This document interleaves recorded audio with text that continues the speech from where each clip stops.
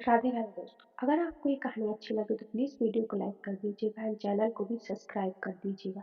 और ये कहानी कॉपी पेस्ट नहीं है, प्लीज इसे चुराने की कोशिश ना करें। दोस्तों, ये एक पारिवारिक प्रेम कथा है, तो इस वीडियो को अंत तक देखें और आनंद प्राप्त करें। मेरे घर में मैं, मेरे बच्चे, मेरी जेठानी, जेठ जी और उनके एक बेटी साथ में रहते हैं। ससुर जी का बैंक में जॉब था, तो वो मेरी सास के साथ घर से दूर मेरठ में रहते थे। और मेरे पति 1.5 साल से विदेश में थे। उन दिनों सर्दियों का सीजन चल रहा था और मेरी जेठानी के भाई की शादी तय हो गई थी, जो 10 दिन बाद होने वाली थी। अप्रैल मई का महीना था, तो बच्चों के स्कूल भी बंद थे। हुआ ये कि मेरी जेठानी 2 दिन बाद अपने मायके जा रही थी, तो मैंने कहा बच्चों को भी साथ लेने लेते जाइए और मैं 2 दिन बाद आऊंगी, क्योंकि मेरी कपड़े अभी तैयार नहीं है और दर्जी ने 4 दिन का वक्त मांगा है। तो वो मान गई और 2 दिन बाद अपनी बेटी और मेरे बच्चों के साथ वो चली गई। जेठ जी उनके साथ नहीं गए, क्योंकि वो जिस कंपनी में काम करते थे वहां से उनको छुट्टी भी नहीं मिली थी। एक बात बता दूं कि मेरे जेठ जी बहुत ही शर्मीले किस्म के इंसान है, तो मैंने सोचा कि उनके साथ ही चली जाएगी।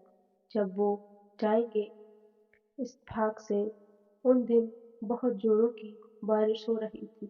मैंने रात का खाना बनाया और बैठकर टीवी देखते देखते जेठ जी का इंतजार करने लगी, ताकि वो आए और हम साथ में डिनर करें। चूंकि बारिश तेज थी, तो थोड़ी ठंड भी लग रही। मैं अंदर से एक शॉल लेकर आई और बैठकर टीवी देखने लगी। उस वक्त मर्डर मूवी आ रही थी और रोमांटिक दृश्य चल रहा था। मेरे पति भी 1.5 साल से विदेश में ही थे और वो सब किए बहुत देर हो गए थे, और ऊपर से बारिश भी हो रही थी। सच बत पूछो तो उस वक्त मेरे मन था, लेकिन जैसा तैसे मैंने अपने आप को संभाला। उठकर साड़ी को भी ठीक किया। उस दिन मैंने हल्के गुलाबी रंग की पतली सी साड़ी पहन रखी थी और मैचिंग लिपस्टिक भी लगा रखी थी। रात के 9 बज चुके थे और जर्जी के आने का समय भी हो गया था। थोड़ी देर बाद घर की घंटी बजी। मैंने दरवाजा खोला तो जेठ जी थे।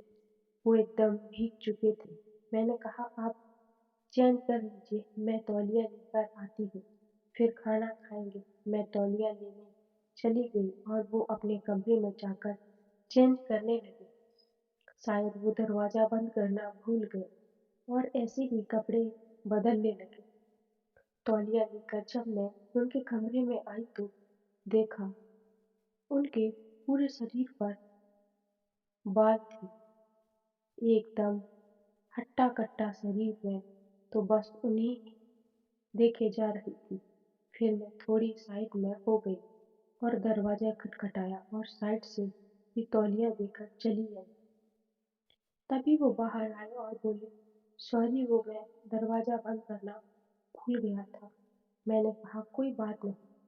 फिर हम बैठे के खाना खाने लगे। खाते वक्त मेरा ध्यान उनकी तरफ ही जा रहा था।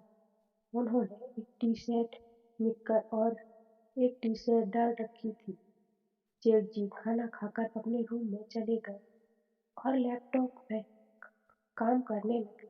मैंने भी अपना काम खत्म किया और दूध लेकर जेठ जी के कमरे में गई, तो देखा कि जेठ जी की काम करते करते टेबल पे ही सर रख के सो गए थे। मैंने झुझक कर धीरे से उनकी कान में आवाज लगाई। जेठ जी वो अचानक से उठे तो उनकी कोहनी टच हो गई। उन्होंने तो सॉरी बोला, लेकिन मुझे बहुत अच्छा लगा और कोई बात नहीं बोलकर दूध रखकर बाहर आ गई। थोड़ी देर बाद मैं फिर उनके कमरे में तरफ गई तो देखा कि अब तक वो लैपटॉप पे ही थे। रात के 11 बज चुके थे।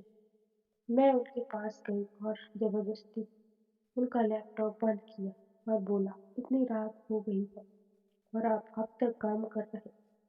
मैंने उनका हाथ पकड़ा और बिस्तर की तरफ खींचने लगी।